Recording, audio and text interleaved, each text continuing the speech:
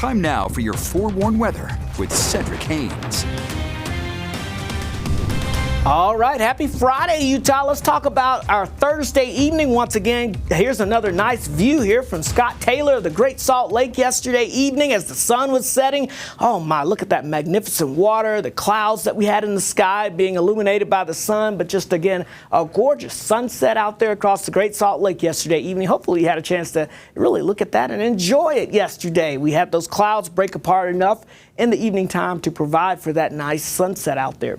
Look at these temperatures across the area this morning. 27 in Heber, 34 degrees in Logan and Provo, 30 degrees in Delta. We've got 26 in Milford, 27 degrees right now in Cedar City, 32 in Escalante, 42 in St. George, 32 in Green River, and 27 degrees currently in Moab. So as we look at the weather map, you can see quiet conditions here as we're in between storm systems. The first one that we saw yesterday didn't really do much for us, brought us a few extra clouds. That was really about it. A few folks may have saw a couple of flakes, but really not much out of that system. The next storm system moving in does have a little bit more moisture to work with, and that will move our way and bring us a little better chance of some of that precipitation building in.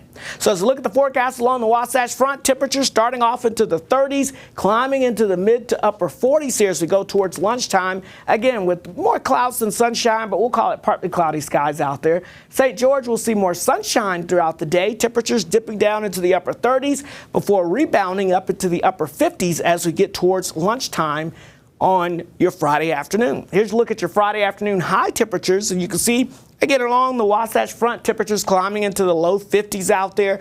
Upper 40s in Cache Valley. We should see our temperatures in the low to mid 50s over towards the Uintas down through Castle Country. Temperatures into the low 60s there as you get towards Moab, over towards Lake Powell. 55 in Blanding and about 71 expected in St. George, but only 59 in Cedar City.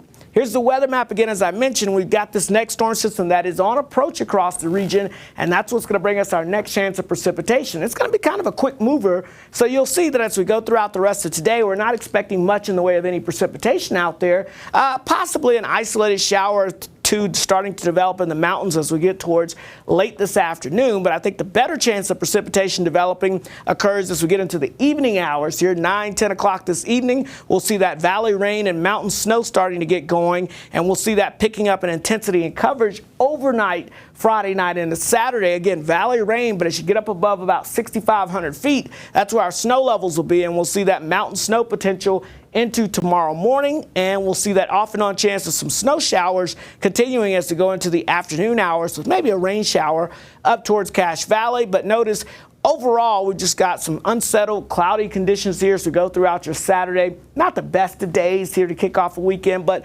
also not too wet or treacherous out there as well. Overall precipitation totals about 1/10 to 1/4 of an inch of precipitation is expected.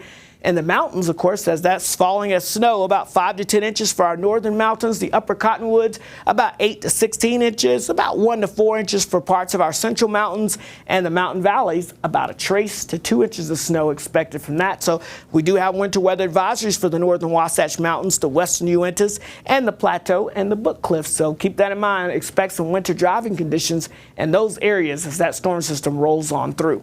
So here it comes. That quick moving storm system moves on by Saturday afternoon, and then after that it's all about this high pressure ridge that builds in heading into next week, sends everything way up and around us, and sends us baking with those temperatures as we really warm up. We're talking well above average temperatures likely to wrap up the month of March here across the Beehive State. In St. George, we're looking at temperatures climbing in the 70s with sunshine throughout the weekend. We'll be in the mid to upper 80s by next week. Wow, we're approaching 90 degrees by the middle of next week. The Wasatch Front, we've got 50s with some valley rain and mountain snow tonight into Saturday. Otherwise, we're in the 60s and 70s with that warming trend next week.